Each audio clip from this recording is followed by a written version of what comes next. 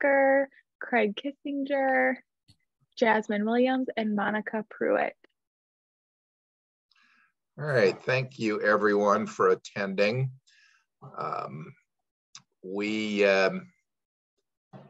I think we all know each other. We have all attended these meetings before.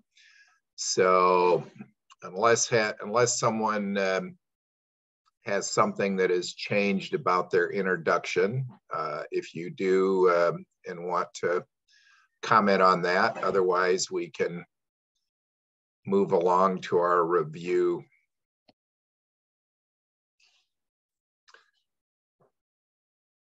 Okay. The review will be brief. These are things that we have sent out previously, our work group charges, priorities, and meeting notes or minutes from our December meeting. Does anyone have any comments, questions? And our meeting notes, we don't usually approve those as minutes, do we, Molly? Nope. Because this is they're more of notes for reference. Yeah, work group meetings we don't have to approve, Mark. Only actual CPTP. Okay. Committee. Yep. All right. So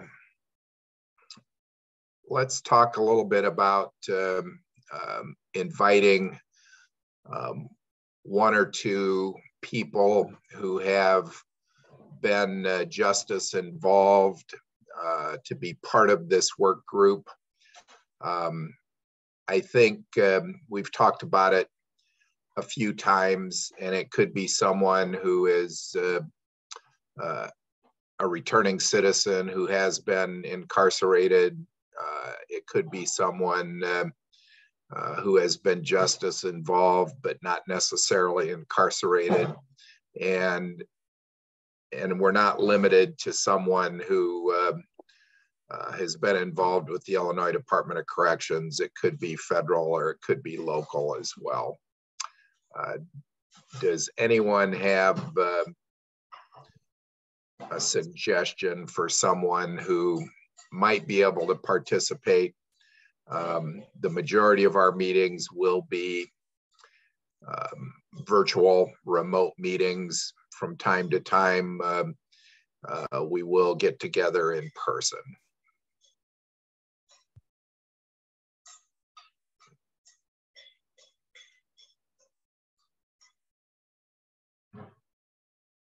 Mark, I think part of the key is us identifying maybe employers that have hired justice involved people, and I see this as two ways. I would love for us to get a couple more employers that have hired people, right?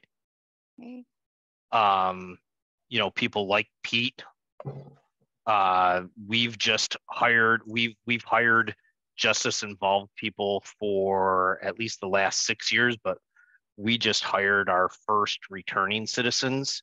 I would love to have them in on this thing, but being that they just started yesterday, yeah, that's not a conversation I'm comfortable, right? But maybe somebody who has been doing it a little bit longer might have an employee that's approachable to say, would you be interested in helping this out? Sure. That sounds good. I do have several employers with which I'm acquainted, and some of them are over here in Western Illinois, but one employer, which is also a workforce organization, would be Chicago Cook Workforce Partnership. And they have employed at least one returning citizen, Michael Cannon, who I'm acquainted with. So I think, you know, we're also very interested in having various areas of the state of Illinois represented. So, you know, I think finding someone in the Chicago Cook area, there's going to be a number of possibilities. And just because of our work out here in this part of the state, there would be a number of possibilities. But we're also looking for businesses and employees, people with lived experiences from other parts of the state. So would it be possible for us to perhaps send an email? I guess I'm wondering, I understand getting all areas of the state. Is there a group like this already established in Cook County? Just because it seems that they always do their own thing. I just want to make sure we're not replicating it, but I don't know all the groups involved in this project. Well, there are a lot of groups, and so I think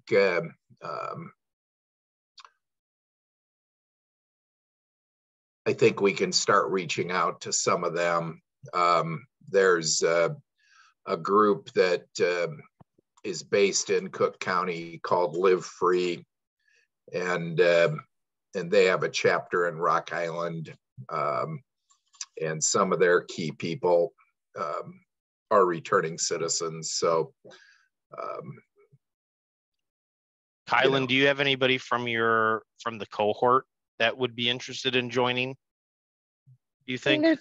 There's two different questions. So there's definitely the Yep. like expanding and having more employers involved. And then if you're looking for individuals who have personal lived experience, my connections is with these employers who are about to have their first meeting later this month on a 9-month cohort. So actually asking them to jump into something like this, I don't think is quite at the right place on their kind of journey. I think maybe like in 6 months from now, that would be a very valid conversation. Like me with the returning city. Got it. Absolutely. Yeah. I would also like to flag, while I think it's great to have individuals that represent both those populations here, double dipping into the same contact to get both an employer to join and then one of their employees, I would highly question, just because of power dynamics. I agree with whoever that. the person with the lived experience to be able to say, my employer is great, but, or my employer actually thinks they're great, but actually not. Like, we want to be able to have people have that freedom. So just make sure that as we make these requests, that we are putting everyone in a place to feel like they can speak freely, and we're not ignoring power dynamics like that. That's a good point. And yeah, and also, I was just gonna say, Jasmine has a hand up too. Sorry, you caught it, Mark. No, yeah. I just wanted to respond to Mark.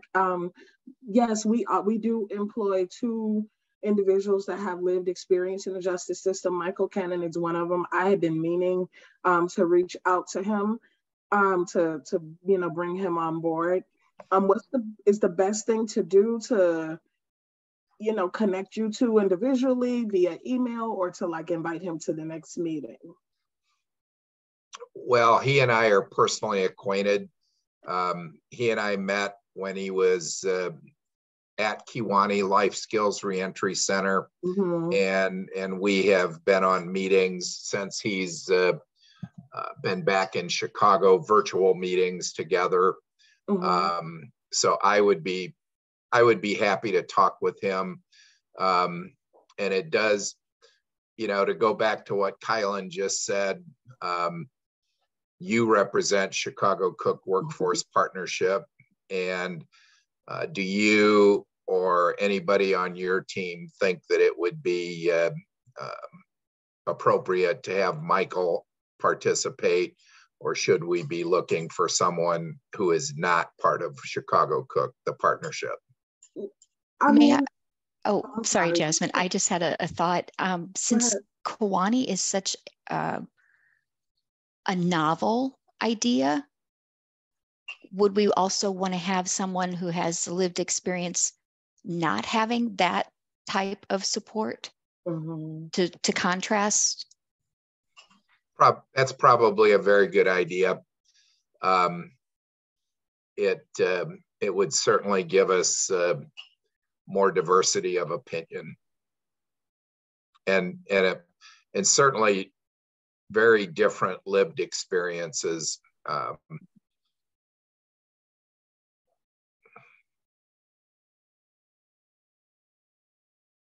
Yeah, the issue that I've got with all the people that I know, I've employed a lot of people post-prison, they're all working, and finding any of them that have the freedom to take an hour out of their workday to participate in this meeting and other things that might come up is going to prove problematic for all of them that I can think of.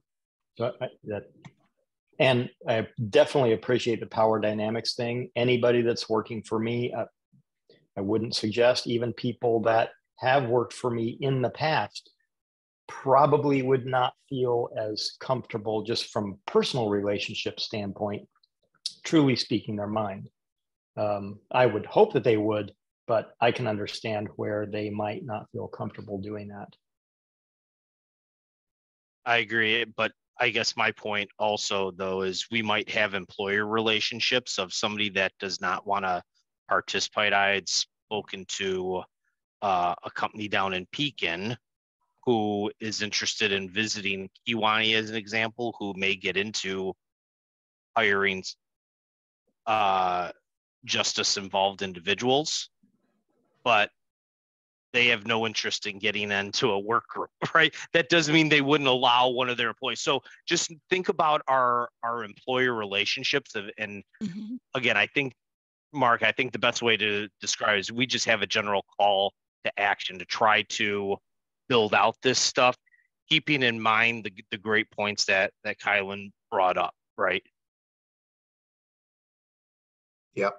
And it also makes me think that there would be people who might serve who are they're self-directed or even self-employed and might have more freedom to make their own decisions about attending a meeting. There's somebody I'm thinking of whose name escapes me at the moment, but basically has his own business but was incarcerated. So there's a variety of options here, and I think we can certainly consider the comments that have been made. The comments are all valid and very appropriate. So at this time, we're asking them to give their experience, strength, and hope and share their experience with us just at the virtual meetings at this point. Is that correct? Because I want to make sure I'm articulating it when I reach out to the person I know that's a returning citizen. I think, yes, a virtual meeting is the most likely, but we have had hybrid meetings, and there may be opportunities, I think there will be opportunities in the future where we will have in-person meetings, either of the work group or especially of the full committee. But when we've done that in recent years, not everybody attends in person. So the committee meeting we had in Kiwani was a hybrid, and we had a significant turnout in person. And there was a person there who was a returning citizen who presented, but we also had a significant number of people who were still online. So Does that make sense? Yes. All right.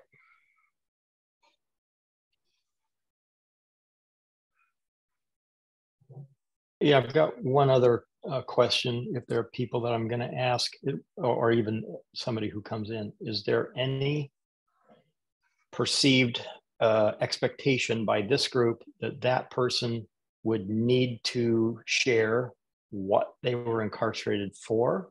Or are we okay with just, I was incarcerated for even a year or 15 years, whatever that is, and not require them to disclose what their incarceration was for?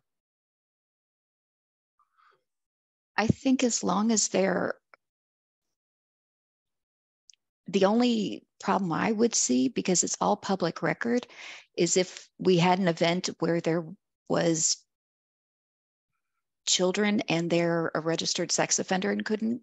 That's the only Right, scenario I they can would know think that. of. Right. Right. That's the They only thing would I can think of. self-police that. That's not up to Yeah. us to police that. Pete, I think that's a wonderful question. And just like as I've had conversations to our organization, I don't know that it's relevant. Right. I agree. I think we want their experience regardless, whether it's for a year, whether it's for 15 years, whether regardless of that, it might be beneficial in some conversations, but I can't think of any off the top of my head other than what did they experience pre and post release coming out of a penal institution, right? Period. I would say Yep. two things just kind of highlight on that too. I think one, just when we're interacting with anyone with lived experience, not making someone justify why they have an experience, and that falls under that. It's not our job to dissect if someone says like, I didn't feel supported, like they didn't feel supported kind of thing. And it's the same thing of people viewed me a certain way. And so just one, and I think that falls into a lot of categories of they should be able to share as much as feels appropriate. I think we should also make sure when we're making this ask, if they want to be someone who is very public and is like a spokesperson at future events, great, but that's not a necessary thing to also be a part of this working group and be someone who is in this closed space where they get to know this group and they are sharing their experience and thoughts and ideas to make this work. That it's two separate asks to ask someone to be a part of a group like this and expect them to be the person who would be part of some public event where their name is up on something and stuff like that. Yeah. And just some people are shy. So, and criminal record or no criminal record may not want to be the public face of something, but very much could help us in our like thought process and making sure the work and the efforts this group is doing are properly aligned. Kylan, that was great. We don't need a show pony. You're absolutely right.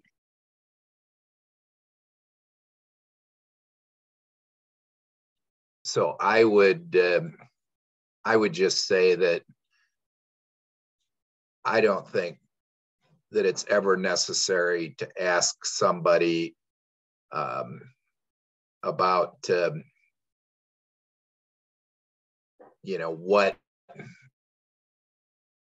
why were you justice involved. I think that the main reason we're asking a person to be involved in the work group is in each and every case, including each and every one of you, is to provide experience, expertise, education, and a little bit of enthusiasm, hopefully, even though not always, that doesn't mean that you always have to speak, but I think a person, each and every one of us weren't asked for details about all of our various backgrounds. I remember meeting with an elected official years ago, and in the course of the conversation, the elected official disclosed a conviction record, and it came as a surprise to me, and so but it's. So somebody may volunteer something and others may not, but I don't know. When I've met with people who are incarcerated and I've met with people who are not incarcerated, I've never needed to ask those kinds of questions.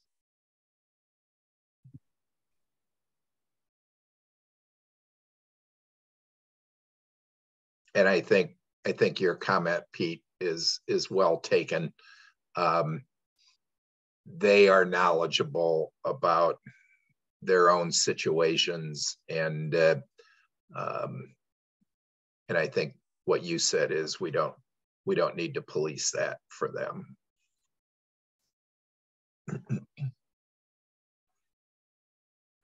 So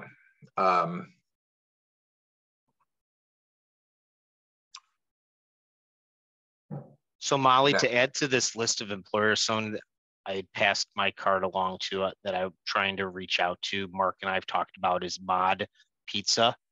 They have some locations across the state that just trying to connect with them, is their whole mission statement fits across all of our work groups. So I'm just trying to make a connection with them to see where they fit into the body of work that we're doing. Perfect. But it'd be great to, as people come across these, just continue to share these with Molly and Sarah and Mark and I, so that we kind of create, maybe an inventory of these relationships that, again, that people can be as involved as they wish, as much or as little, I guess would maybe be the correct description.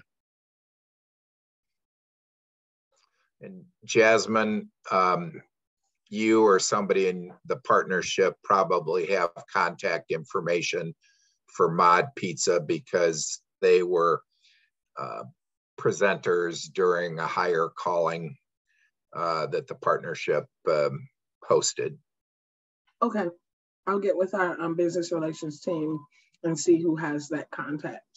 And that'd be wonderful. And I'm not certain what their business model is, if those are operated by franchisees or if they're company-owned stores or both.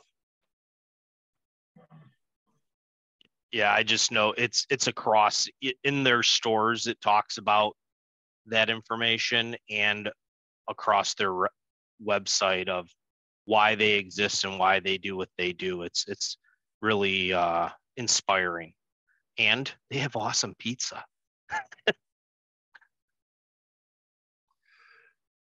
Okay. Thank you. That was good discussion. Let us move on to revisiting our work plan, discussing a potential webinar.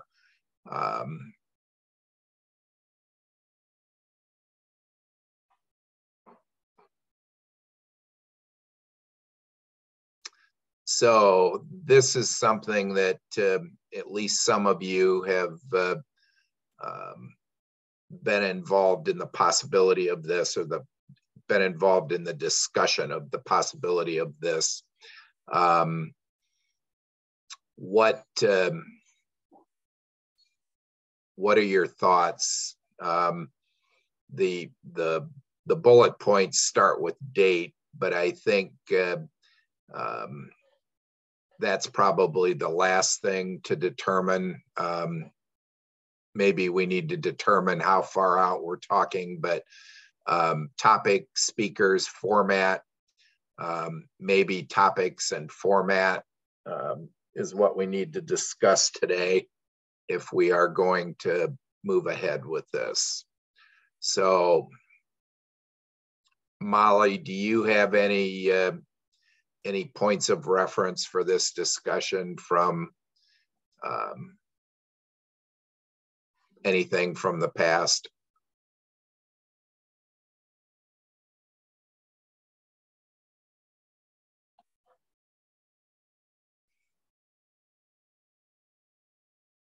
Say Molly disappeared for a second, Mark. I'm so sorry. I think my router just something, my internet just went away for a second, but now apparently it's back. Hello everyone. I'm sorry about that. I don't know what happened. No worries. Okay, I'm back. Have you already gone over this? We we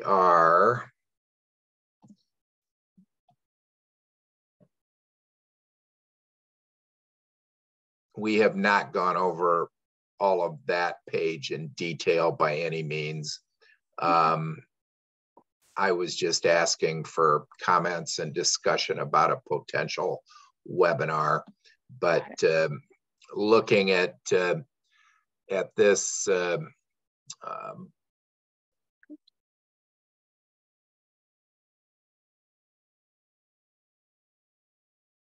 oh gosh, I don't know why that's transitioning so weird. All my transitions are weird. I'm just, you know what I'm going to do? We're just going to do this simple. We're just going to do it this way. All right. So were you here on the webinar? Yes, but if you want to back up a moment to our list of dates, Sure.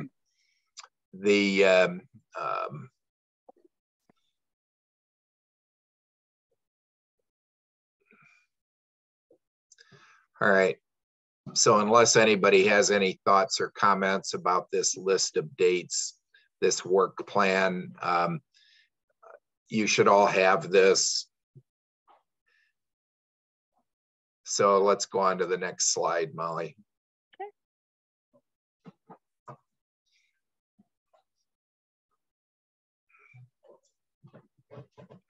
So as a reminder, this would be,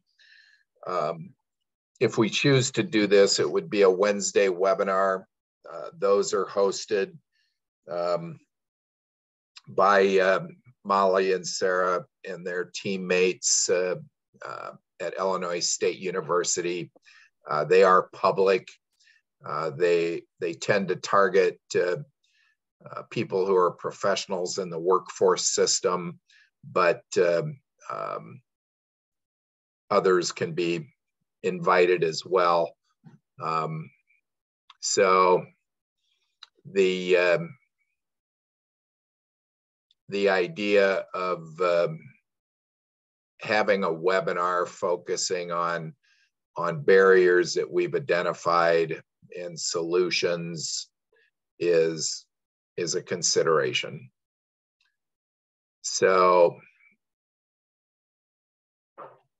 who has some initial thoughts on this?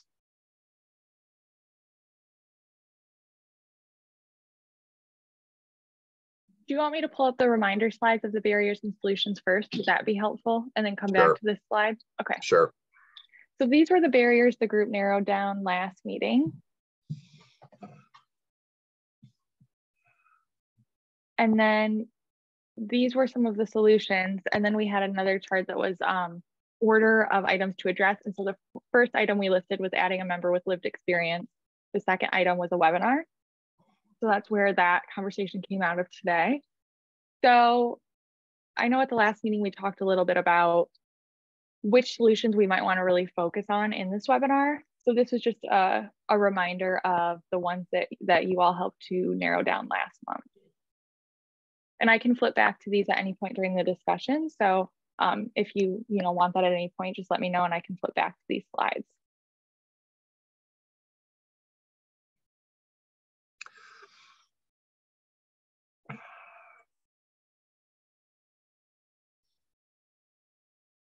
It seems like in the disability work group, we recently hosted a webinar. And what was really helpful for our group was to start by talking about the topic we want to focus on.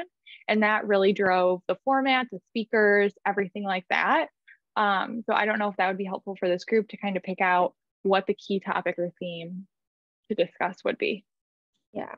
Another kind of question I have is when we are envisioning a webinar, are we thinking this is a introduction to this space? This is a whole new area that you can be working on. And so keeping it broad and having it more focused on kind of like selling people on like why we should be doing this work? Or are we assuming that people will show up to this, have already kind of like bought in, they're ready to actually like maybe do some tangible things. So it makes more sense to focus on something very small, but we can get into like actual like actionable like steps. Because I think those are two different steps someone even who's in the workforce world has to take of like, this is a problem we should be addressing, and then how are we actually going to do it? And that very much also changes the quote unquote topic or how we would address it. I will say so. Oh, sorry, Craig. I think I would like to see us do it from that general standpoint of, kind of what I think about as a great example, and we wouldn't use it, but the journey you're going through with the cohort, right, is I think there's still a lot of opportunity. And I think it, from a Wednesday webinar standpoint, I think helping workforce employees have that conversation with employers and inviting employers to hear it firsthand could be something that could help us, educate and bring more awareness, particularly given the workforce shortage, right? I know that's where a lot of this topic has been driven, that organizations have to look at alternative hiring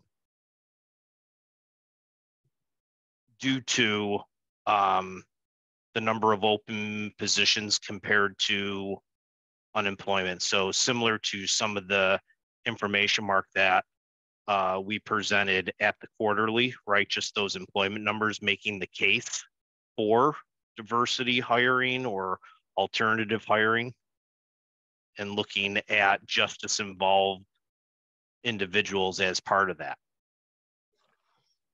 And I was going to say as well, one other thing to note is that the CPTP did do a workforce webinar about 1.5 years ago that was an intro to returning citizens and hiring and working with returning citizens.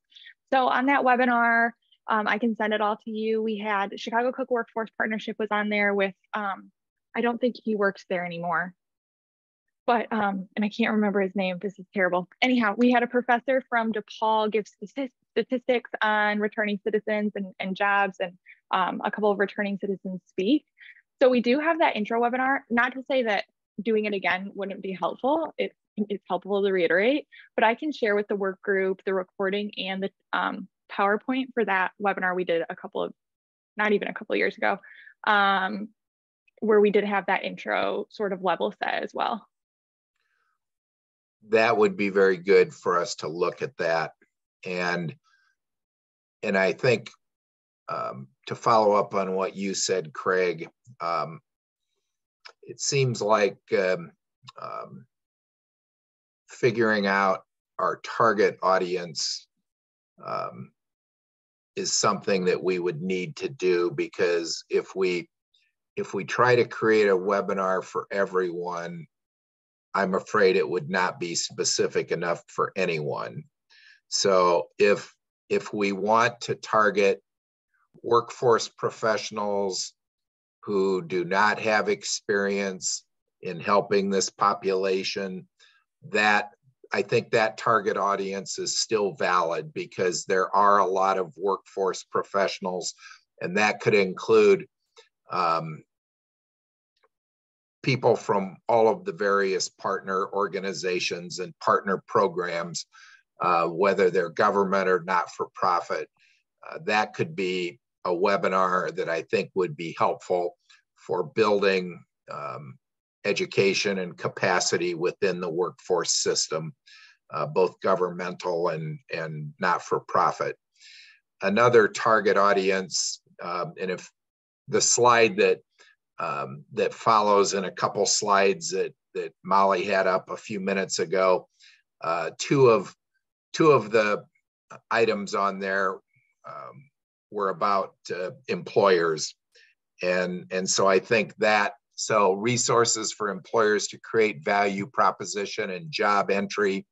And then I guess it's kind of the same thing. It says resources for employers again, but I think that would be a very good target audience, because there may be more employers who would be looking for solutions and would be receptive now than in the past.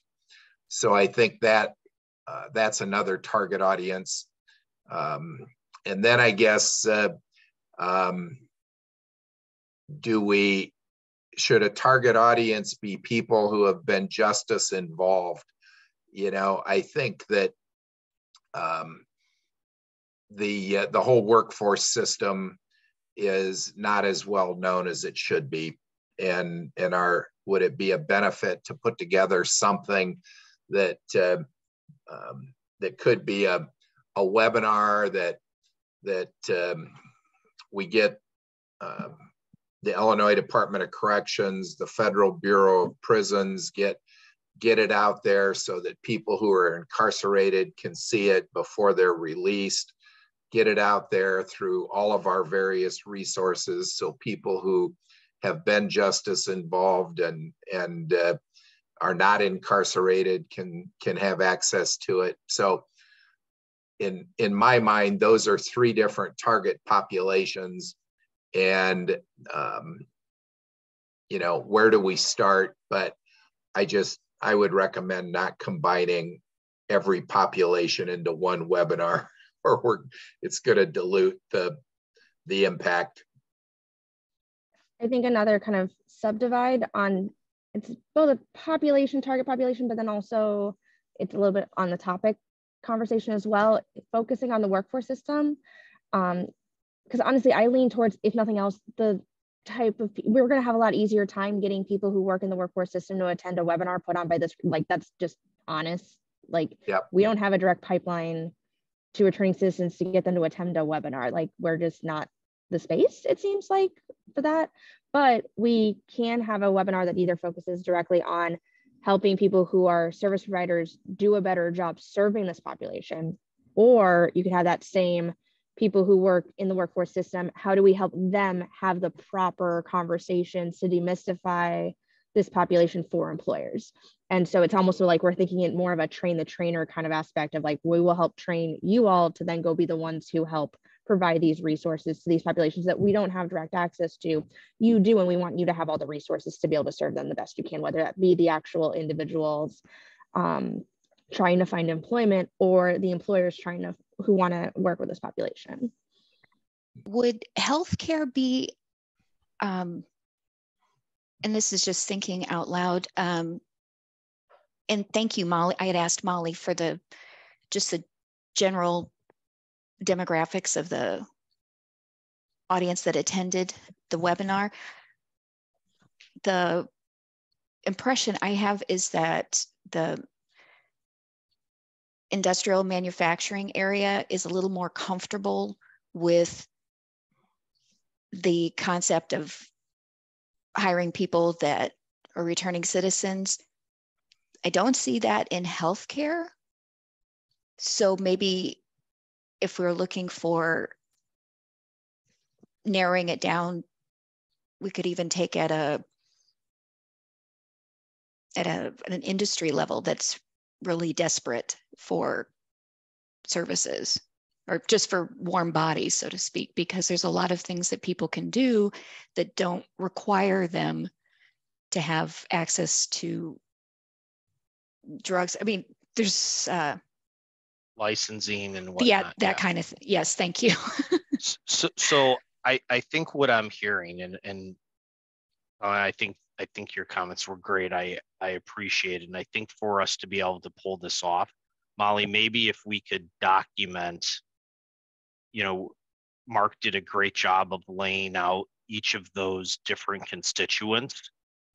I think that's a barrier in and of itself, is how do we reach those audiences? And I think that's a problem that, you know, as Kylan said, maybe isn't appropriate for a Wednesday webinar, but that doesn't mean that we shouldn't do a webinar. And as Mark said, we can utilize the resources that we have with IDOC or Chamber of Commerce. If we're trying to reach out to employers, we might just need a different venue other than Wednesday webinar to address those audience. But I would love that this helps not just for our work plan for 2023, but this allows us to say, okay, what are the things that fit in those buckets down the road that we can table so that we have more programming more often, right? Because I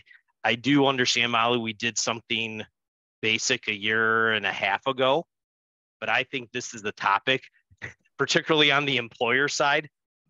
We need to keep on hitting them, because people attend those at various intervals. And if you want to educate the masses, you have to do it frequently. And maybe what we don't have those same speakers, but if it's a different spin on it, that's beneficial too from the employer standpoint. So I think, Mark, correct me if I'm wrong, I think the best place we're at today, the easiest, the path of least resistance would be to do a Wednesday webinar today, right? And if we focus on that and think about what you said, I heard somebody say about the trainer, maybe that's the most relevant thing for us to work on today while we look at how do we break down the barriers for these other areas to create programming in the future. Does that make sense? That makes a lot of sense. And I think based on what you said, Craig, I think we can use the resources of Illinois State University and Wednesday webinars to create our first webinar. And I like your term, Kylan, train the trainer, with a focus on the workforce system and workforce professionals. And that would be a very good place to start. I think that there's no reason why we have to end there, and we could create more than one webinar for more than one target audience. And for example, if we create one for business executives and managers and owners, we can still use the resources of Wednesday webinars and its staff. And then we can also use that and roll it out through chambers of commerce and organizations that serve businesses. And when we talk about employers, it's not limited to businesses. Our employers can be not-for-profit organizations. Our employers can be governmental entities. And so I also want to touch on what was said about healthcare. We need to be aligned with the healthcare system for multiple reasons, because number one, healthcare providers have a lot of need for employment. They have a lot of positions that are going unfilled. But the other aspect of aligning with the healthcare system is that people coming out of incarceration probably have a higher need for healthcare of all kinds. There's a lot of people incarcerated who have chronic health conditions, who have disabilities, who have a need for Alcoholics Anonymous, Narcotics Anonymous, all of which is part of the healthcare of taking care of an individual. So we focus on the need for jobs, and we sometimes talk about the need for housing, but those individuals have a very high need for healthcare as well. So I think this discussion has been great. Is there consensus that the place we start is with a target audience and topics that are relevant to all of our colleagues, train the trainer, workforce professionals? That would be the easiest target audience to rally to a Wednesday webinar, because that's what Wednesday webinars do.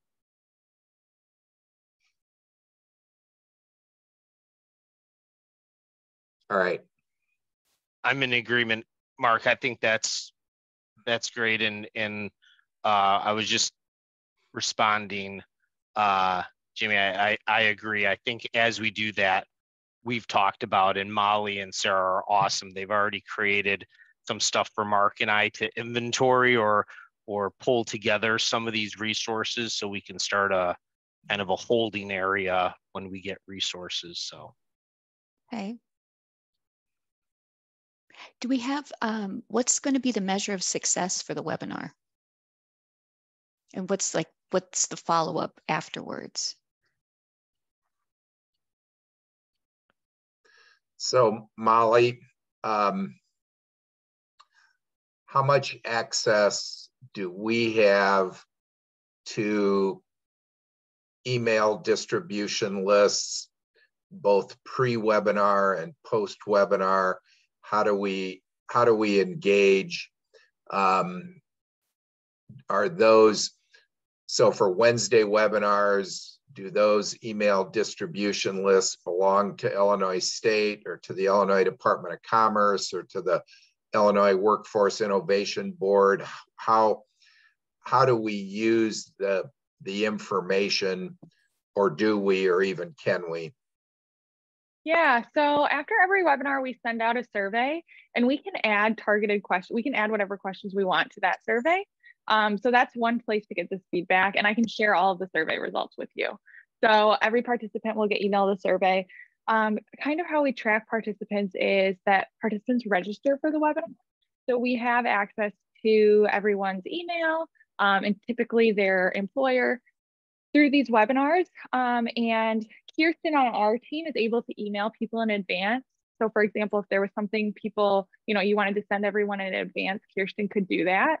And then again, we can add survey questions to the survey that goes out, and I can share all of those responses with you, as well as any polls we use during the webinar. I'd be curious at 6 months out, like 6 months afterwards or 3 months afterwards, see how many people have taken some action, or at least have conducted interviews, that kind of thing. More. So Jamie, we've talked about that at the Illinois Workforce Innovation Board level. That is a level of data that throughput is something that as local boards and business members we've asked for, and there is not a data system to capture what that throughput is. There's been ideas on how to do that. Part of the issue is every area, as Mark can attest, has different systems. We're not all on one integrated system. So that type of throughput information would just be anecdotal, or we'd have to send to your point, a 6-month survey out to all attendees, right? I think for immediate success, it would be great to know, as Mark said, how many people are we inviting versus how many people register versus how many people attend. And I would think across the workforce system, I don't know if there's a way to identify people that specifically interact with this target population, right? Versus others, to make sure that we're of the targeted population of workforce professionals, right? Because I know we have thousands of them. Is there a group that specifically deals with this population? If there's 500 of them across the state, do we get 50% of them to attend, or do we get only 5% to attend, right? I don't know. Just I don't know how the workforce groups are always organized, but we can certainly look at it that way. Good point, Molly. I know we can do, and I know you already do polls like what area of the state are you from and what part. We could add additional questions to that. But again, I would love to see, because I'm always amazed when I've joined them, knowing the number of people that are within the system, how few attend. What's the incentive? I mean, why would, sorry, I didn't mean to sound blunt, but. No, it's state, there is no incentive. Okay. Maybe there is. Do you guys, Mark, do you guys ever have to do CTE training, or do you guys have required CTE training within the workforce system that you have to do? It is voluntary.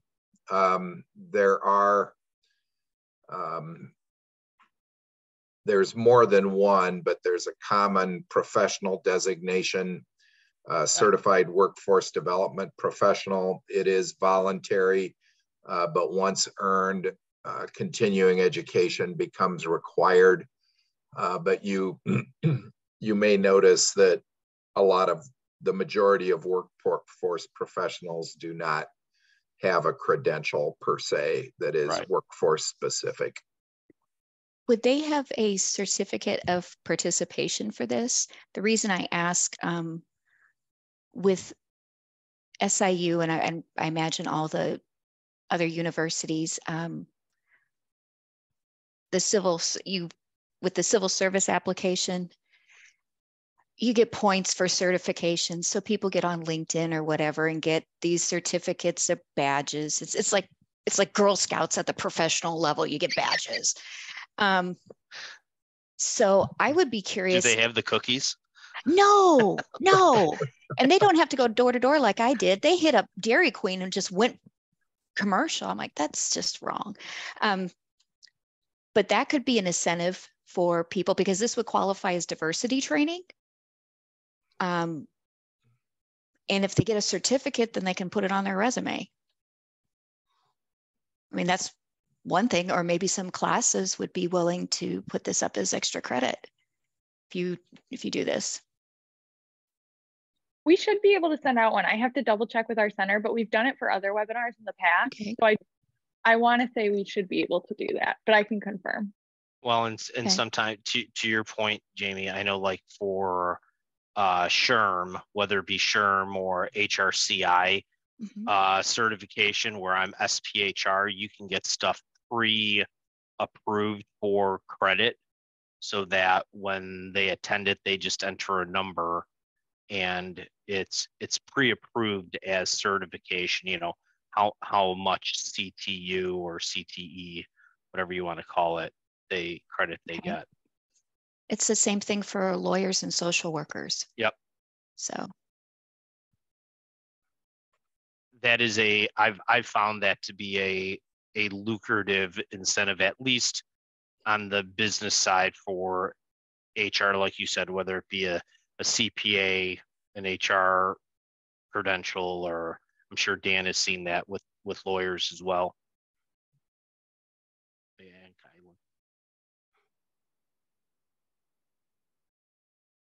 And then if you were getting close, oh, sorry, Mark. If we start attracting all of those professionals just mentioned, then we can start charging money, right? I was thinking we could sell it to ISBA and have them keep the recording, and any profits made go to this organization. So.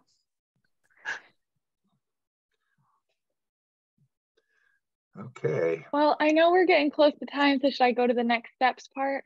Sure. Please.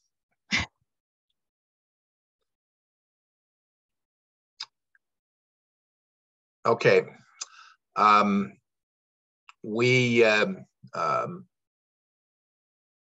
will look for a success story for next month, and it could be a presentation by one of you or one of our other work group members, or it could be a presentation by a person who's not a member of our work group who wants to talk about a success story themselves or within their organization.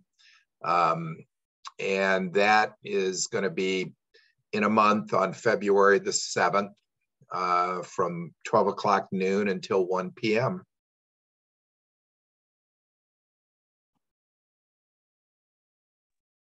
Great.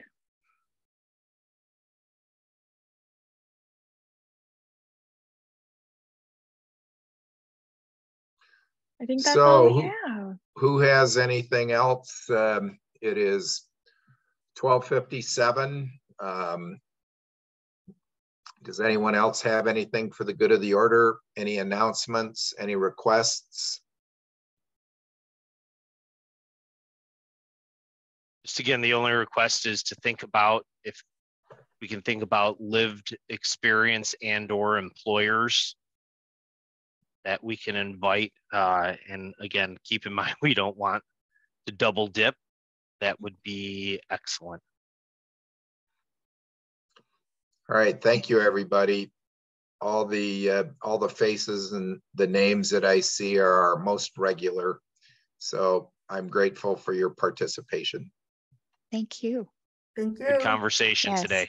Thank you. Okay. Bye. Bye.